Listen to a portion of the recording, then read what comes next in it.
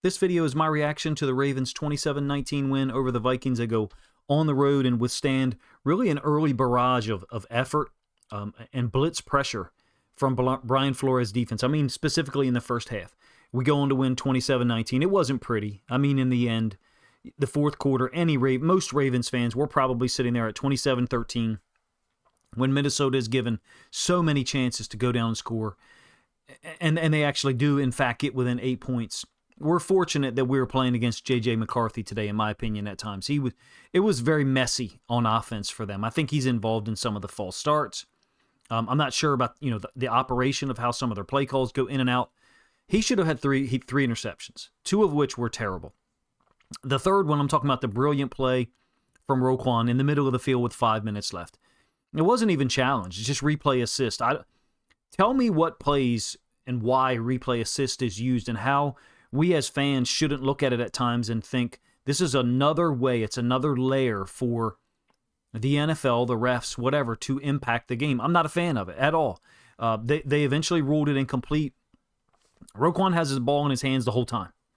The point of the football surely does touch the ground, but that's not the standard. The standard isn't that the football can't touch the ground or not. It's whether you have control of the football, and I do. I think he had control of the football the whole way through. At no point in time did the ball bobble in a manner that he didn't have both hands around it or both wrists or whatever. If you think back to, I think it's Kelsey's catch. It may have been against us, or it may have been against the Lions. Sometimes I conflate those two games. I think it was in Baltimore, but I could be wrong. The ball hits the ground. He clearly doesn't have control of it. Kind of regathers it. They give him, the catch. So I think the NFL has no idea what a catch is. And the guys in charge of replay assist, I don't think they're operating at a high level, in my opinion. I couldn't be more negative about the replay structure since they've added replay assist into it. I think you should have to challenge the play and risk losing a timeout. I don't see the point in replay assist being able to somewhat arbitrarily impact the game. In any case, that gave McCarthy and them another opportunity, and Jalen Naylor took advantage. He beat Nate Wiggins in the middle of the field. I'm going to be honest with you. I think Nate Wiggins is our most inconsistent and loosely connected outside corner right now of the three, between Nate, Marlon, and Chibodi Uzie. And I'm not saying that Marlon's been playing fantastic either. He was out there today with what looked like to me to be some type of heavy tape on his left hand. Wiggins at times looks very relaxed, like he's lacking intensity and focus. His eye discipline, I noted it last week against the Dolphins. In this case, he gives up the fourth down touchdown pass to Naylor. We'll see, from the All-22, how poor of a play that was for him. But I don't see a guy who looks connected to the rest of the defense at times.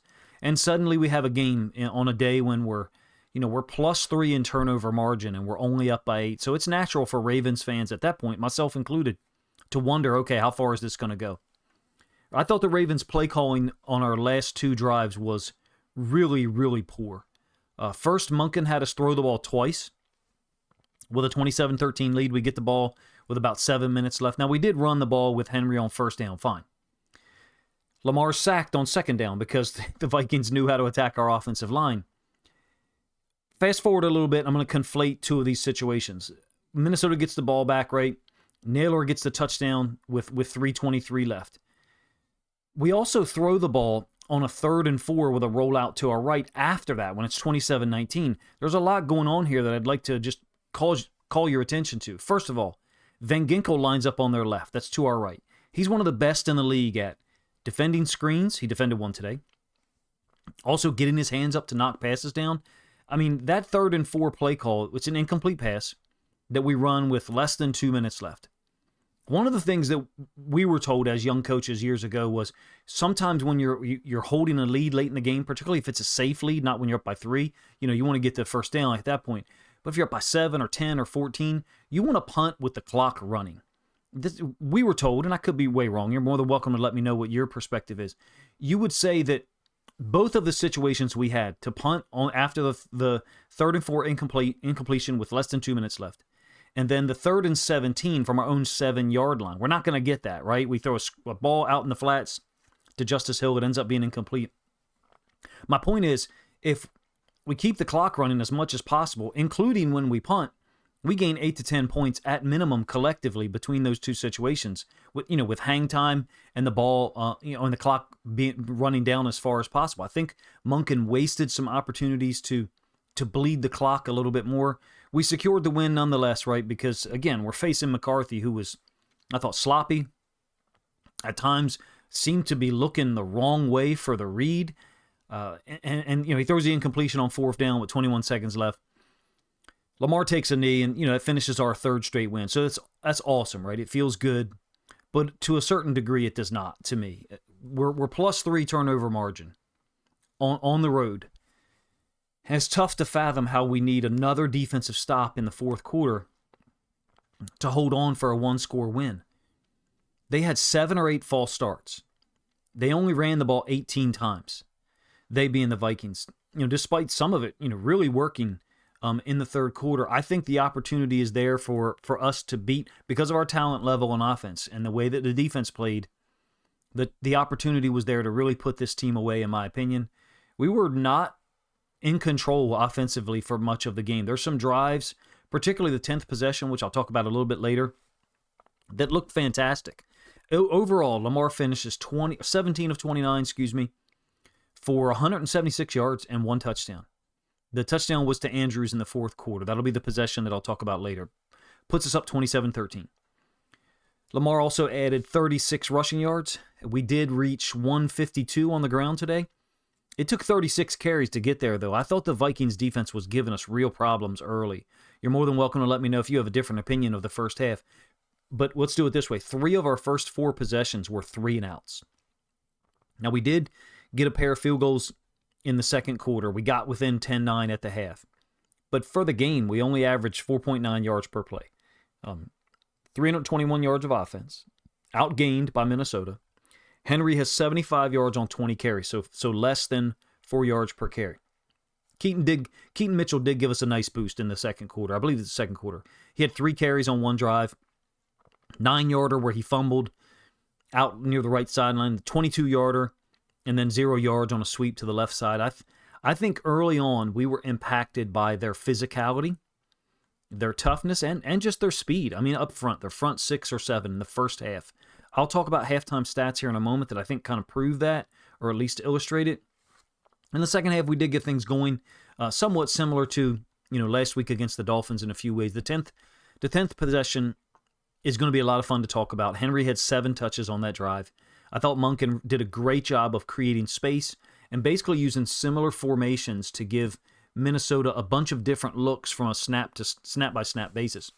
That's the one that Lamar caps, the 2-yard touchdown to Andrews in the back of the end zone. It was 11 plays, 67 yards, and that was after Zach Orr's defense had held Minnesota to a field goal late in the 3rd quarter. Puts us up 27-13 and gives us, obviously a wide margin to rely on. Maybe the defensive structure or calls change from Orr. Minnesota's a weird offense, man. The penalties hurt them clearly, right? 13 total for 102 yards lost, 7 or 8 false starts, maybe 9. I think McCarthy's a part of it, I suspect. Can't prove it. There were 2 times where he goes to change the play. He's under center, and he pops up to change the play, and the offensive line jumped. I'm not sure what's happening there, but in my experience, when I've observed that, is a situation where the quarterback is already committed to the play for whatever reason, basically either play clock or he's given some kind of confirming word, I should say, to the offensive line, meaning I'm not changing the play clock, therefore don't worry about me jumping. Hopefully I said that in a way that makes sense. That's statistically not good. He was 20 of 42 passing, did have 242 yards, courtesy of the 62-yarder to Naylor on the first possession. 3 interceptions. Well, officially it's 2. He's only sacked once, but we did get 13 quarterback hits. To me, I thought Dre'Mont Jones, looked good. Jones, whether he was rushing on the outside against a tackle or against a guard on the inside, I thought he was held at least one time. I'm going to be direct with you, and this is something I said in my Discord earlier. The 7 or 8 or maybe 9 penalties on the Vikings that were false starts, however many it was, you have to call that as a referee. You literally have to call it. Everyone sees it on TV, in the stands, the players on the field. There's no way to shake that in another manner. If we don't cross the line of scrimmage and they jump, it's a false start. Man, it seemed like some of the officiating in the third and fourth quarter was just trying to keep fans connected to this game. Perhaps that could be my Ravens-centered perspective. I do respect the Vikings football team. I think they're very talented. You guys know from the preview I put out Saturday, if you watched it, the high esteem and regard I have for what Brian Flores does over there, as well as all the athletes that he utilizes in his front seven and even on the back end. But there were two moments today for Jones and one for Green where they get a win either against a tackle or a guard or tight end or something, and their shoulder pads have cleared the offensive lineman trying to block them or the offensive player. Those are fast twitch athletes. I just have no explanation for their shoulder pads suddenly violently turning in one direction that's against the grain of their intention, where they're running. Green had one. Jones definitely had one, perhaps two. On the positive side for what we were able to accomplish, I thought those guys got some pressure, particularly Jones had two clean wins. Travis Jones was extremely disruptive. He did finish with the one sack. I think he cleaned up a pass rush win by Jones, by Dre'Mont Jones, excuse me. Travis Jones had the two passes defense, 3 quarterback hits. Mike Green had 2 quarterback hits. John Jenkins just continues to give us good, solid, fundamental play on the inside. Now, Nate did lead the team in tackles, but I will tell you, I am as low as I've been in evaluating his play this season. To me, in the last 2 games, he's been slow to react. Off coverage has basically been, really poor look from him. I don't know what's going on. I don't think he's hurt. To me, he just looks disconnected from this defense. In my opinion, I'd get him off the field 6 or 8 plays per half and see how he reacts to that. If you want to be on the field 100% of the snaps, get as many opportunities to make plays, then you've got to be more connected to the defense, more connected to receivers, and react quicker because he's got the athletic ability. I just don't think he's playing well. Roquan had 2 DPIs called on him. One of them was legit. Grabbed TJ Hawkinson, who was trying to cross his face in the middle of the field. The other one was just extremely soft. It's on the left sideline to Aaron Jones. Believe it's a 3rd down. McCarthy's kind of moved up in the pocket. Maybe he looks like he's trying to scramble. Throws it up the left sideline. I think it's probably uncatchable, but I don't know what Roquan's interfering with. He's defending. He's making contact with Aaron Jones as the ball arrives and is past him. I just didn't understand that. I'm very critical of the officials here. But look, the Vikings had the worst one of all of them. It's the late second quarter sack by Dallas Turner. I'll talk about the offensive line for the Ravens in a moment. Dallas Turner and Van Ginkel run a stunt against our right guard and right tackle. Justice Hill is there as well. So whatever, whose fault it is, you guys know, I don't necessarily care. I mean, I'll break it down when I get to end zone angle film. But Turner sacks Lamar. I just don't know what he's supposed to do. They called it roughing the passer. He's going to fall on top of a quarterback. There's no way for you not to. I hate that penalty. I hate that rule. I think the NFL is ruining the game one rule at a time like this. It certainly worked out in our favor, right? Helped us get a field goal and scratched to within 10-9 late in the second quarter, when otherwise we would have probably had a longer attempt at a field goal to finish the half.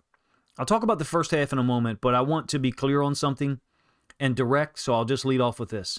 As far as the offensive line, I have zero trust now and in the future for Harbaugh, Eric DeCosta, George Warhop to put together, coach, and produce a quality, efficient O-line.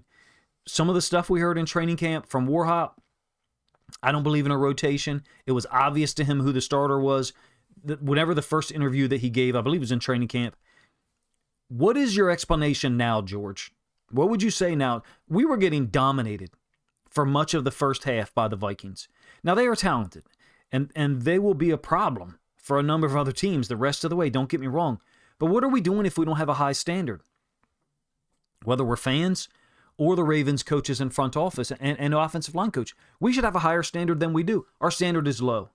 If our standard is, we're content that 6 or 8 plays a game, at minimum, by the way, we'll get blown up and gets destroyed, whether it's a run play or a pass concept, because our offensive line sucks.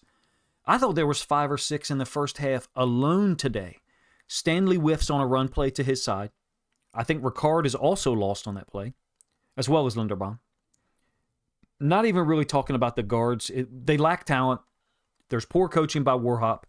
We are completely capped out. We're at our ceiling with right guard, and we're still terrible. The final straw for me was no attempt to make them compete at all.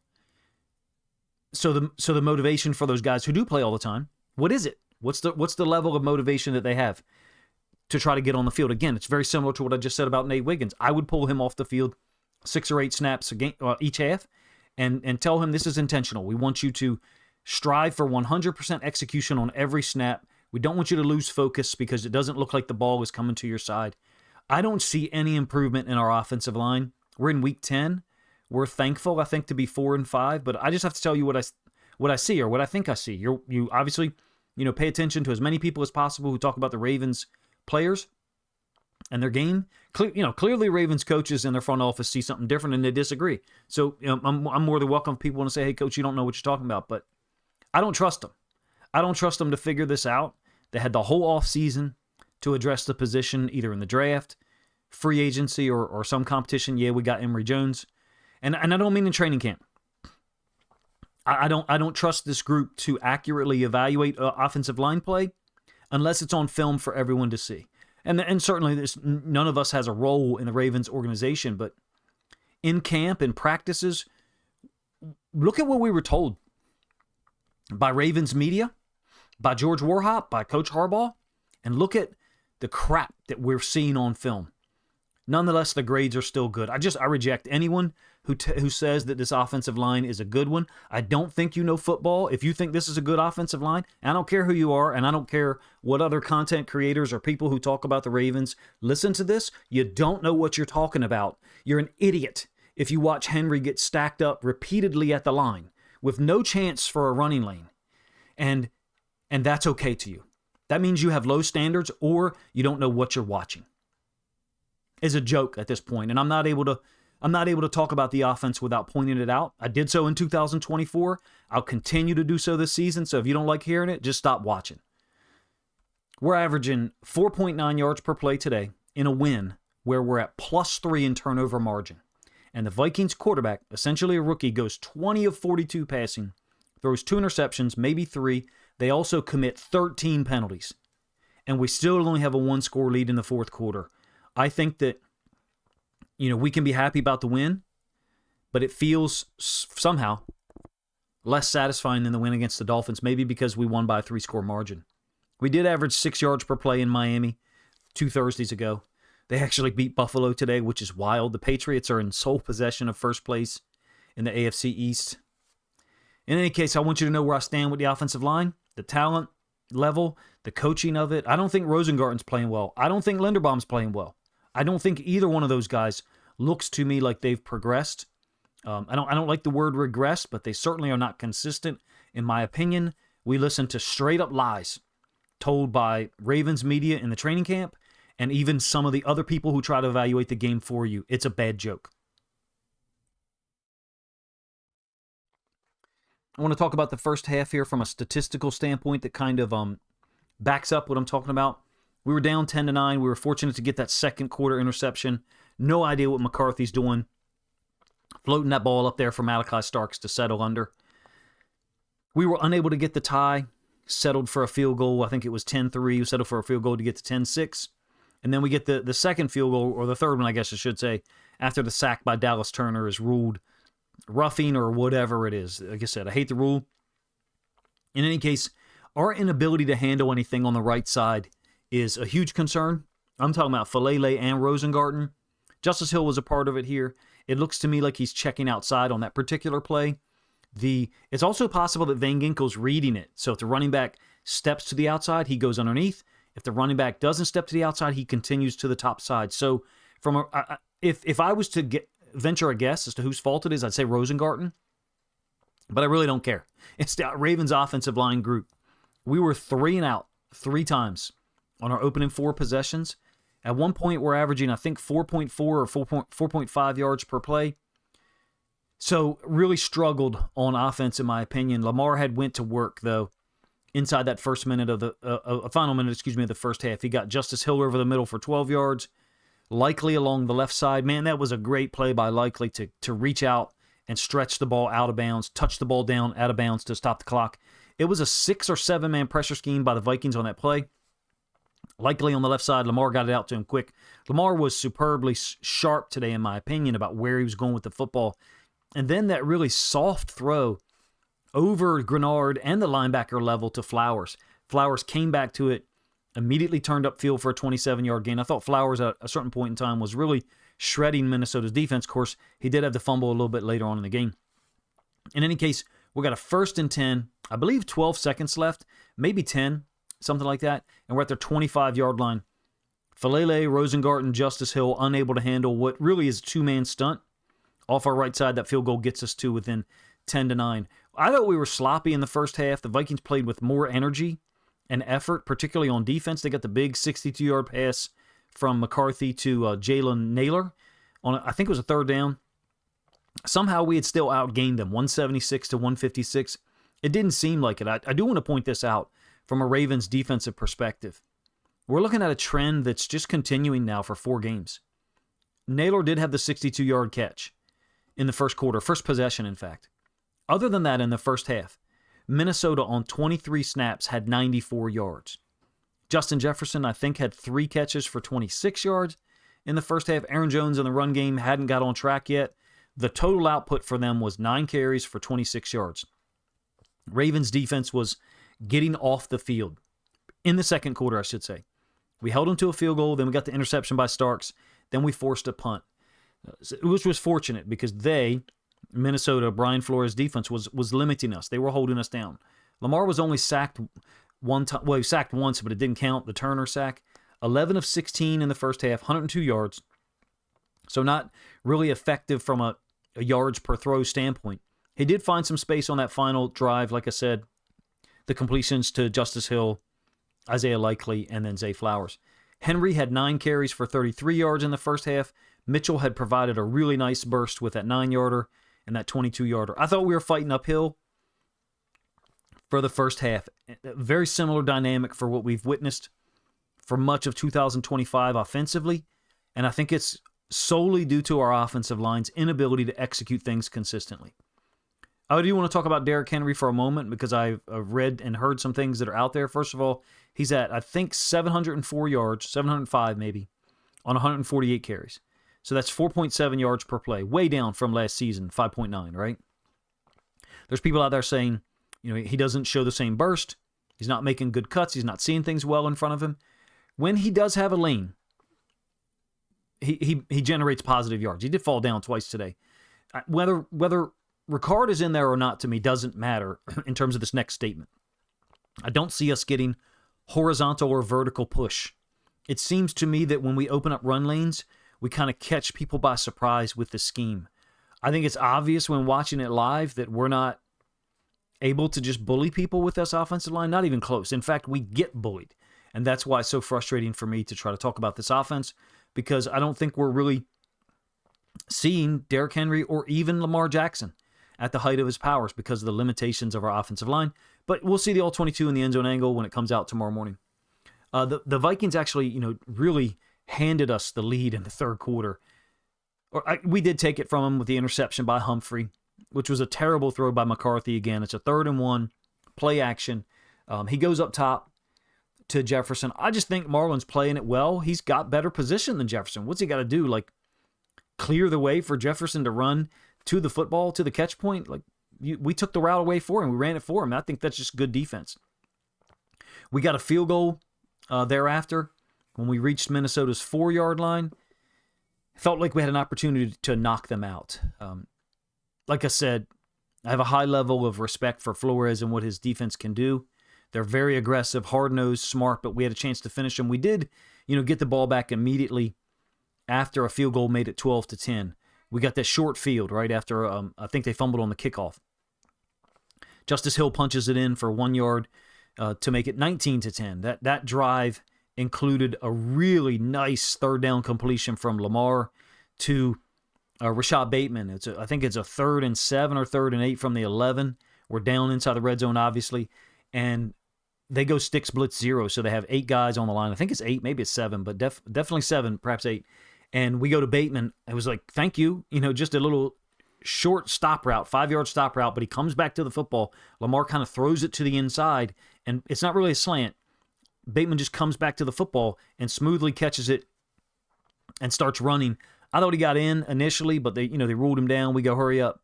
And Justice Hill punched it in. Really loved the play call of the quarterback pitch on 3rd and 1 on that drive, where Andrews lines up under center.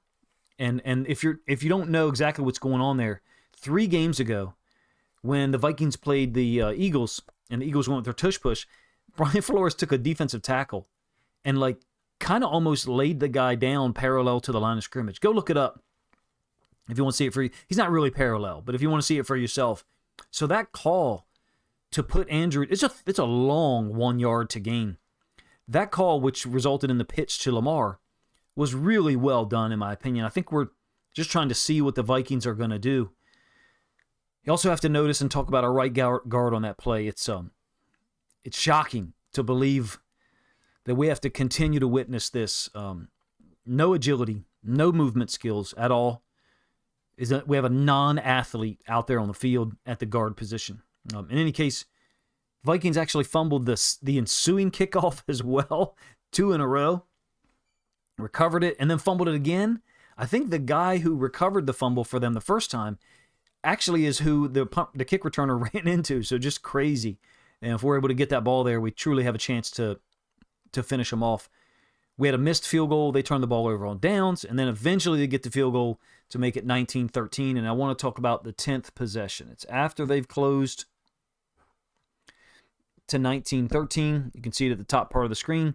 I think this one begins late in the third quarter and stretches or bridges into the fourth quarter. Yeah, you can see after the fourth play, the 2nd and 1. So the same formation was used 5 of the first 6 plays here. Now the third one is technically slightly different. It's pro slot, and we go motion with Ricard. But at the snap, where his feet are at the snap, it's essentially the same thing as slot lion, and then we shift to ram. It's basically we take the tight end and Ricard and move them from left to right, and then we run the football behind them. We are very predictable when Ricard is on the field in terms of directional patterns or tendencies. Basically, when Ricard is on the field, whichever side has the most receivers, eligible guys, is generally where we're going to run the football. There's some exceptions, right? Like the 2-yard touchdown pass from Lamar to Andrews, Ricard is set up as the tight end on the backside. I'm not really referring to him as a tight end. I'm referring to him as a fullback in the backfield or a slot tight end who's off the line of scrimmage. Basically, a detached tight end who can motion. That is when we have an extreme level of predictability, especially when Henry's in the game. But we were gashing him.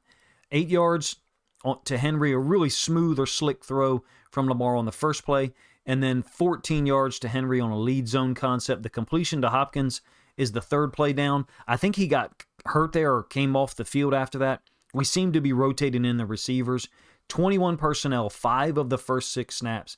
Monken gave them the exact same look or a similar look. I want to review all of this, to be honest with you. This entire possession in video form, because there's a lot going on here that I really like. Henry actually fell down, I think, twice on this drive. The 3rd and 1, which will be the third play of the fourth quarter. It's the right side. He bounces it outside. It looked like he had his cleats spatted today. I didn't see rain or anything. It didn't look like the field was wet. But, sometimes you don't want to spat your cleats when there's a wet field. Didn't seem to be the case today, but I just wondered when I saw him fall twice, like, what's going on there? But in any case, he did get the first down. We end up with that 3rd and 2 down on their 9-yard line. And I thought this was a great play call. It's easy for me to say this now, so you're more than welcome to say, I don't believe you. But we go bunch left A. So Henry's in the game. He's on the same side as the bunch. And here's what was the giveaway for me, that it was 13 personnel. So we had 3 tight ends on the field. That was the bunch. And the 1 wide receiver was set backside. As soon as I saw that, I thought, this is QB sweep. We run the QB sweep pass, right? Oftentimes it's out of 13 personnel, sometimes 22. Of course, it's easy for me to say that now for you guys. Can't prove it. But in that moment, I thought, this is quarterback sweep. And surely it was. It looked to me like Lamar was going to get in because there was a lane. I thought Henry did a great job getting out in front. I have no idea about the quality of the blocking from the 3 tight ends out there. I believe it was Andrews, Likely, and Kolar. I do not think that Ricard was on the field on that play, but I certainly could be wrong. The very next snap, we go 13 personnel again.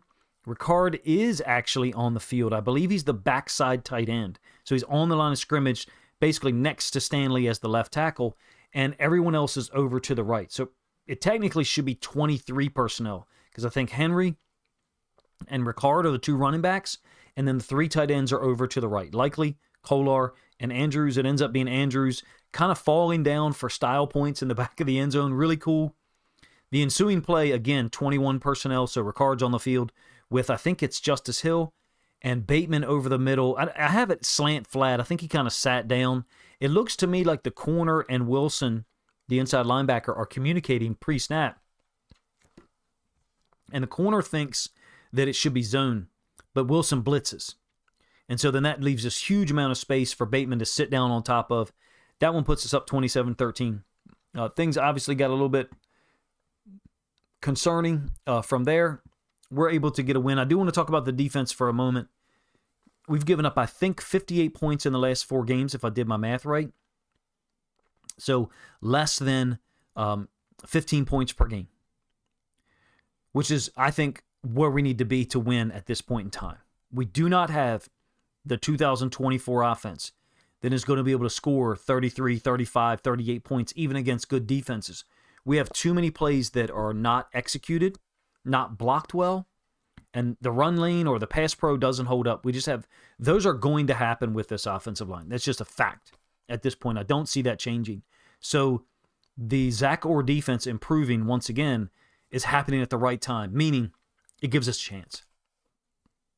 I don't know if we're going to be a 35 point per game scoring offense in a game against the Buffalo Bills or the Kansas City Chiefs, or obviously the Houston Texans, who have the best defense out of all of those, even though they lost today, I think, with a backup quarterback. My point in bringing up the defense is we have this elevation of the defense again around the same time that it occurred last season. We all know why. They moved Kyle Hamilton up. Roquan Smith is definitely more healthy, playing better, even though he had 2 DPIs today. I thought the interception was amazing. 2 other coverage snaps looked pretty good. But in any case, a good win, one that I think is still leaves a sour taste in my mouth and perhaps yours as well, because of how many plays we leave on the field offensively, because the play call that Monken is giving either A, isn't very good. I'm talking about those 2 third down play calls in the fourth quarter when we stop the clock for them. Probably preserve over a minute of game time such that when they did get the ball the last time, they actually have an opportunity to score. I'm talking about 27-19, what eventually is the 4th down incompletion from McCarthy to Aaron Jones when Roquan is in coverage. But even some of the solid play calls Monken might give us at times, there's a percent chance, I don't know what the percent chance is, that our offensive line just can't execute it and block it, particularly on the right side. I recognize that some of you do not hold the same opinion as me about the offensive line, nor will you want to focus on it as much because you're just happy that we got another win. At this point, the 3rd one in a row. Looking back on the offseason, the draft, free agency, and even training camp, when we were told how well Falele was playing, how great Rosengarten looked, and then even in the stadium practice, neither one of those guys lived up to the standard at all that we were being fed by Ravens reporters, George Warhop, or even John Harbaugh. So that's what bothers me so much, is when we're fed lines of bullshit for so long, and we have so much film at this point to prove that it just was not true. In any case, it is a good win for the Ravens to get to 4-5. Opportunity to go to Cleveland next week, even our record at 5-5. Looking forward to the 2 matchups against the Pittsburgh Steelers later on in the year. In any case, you guys let me know what you think of the video in the comment section, number 1. Number 2, if you think other Ravens fans would enjoy my perspective and my thoughts on the game and some of the key moments, as well as the deficiencies of our offensive line that I think is really holding us back, then please consider grabbing a link to this video, sharing it out on social media to help this content get more reach.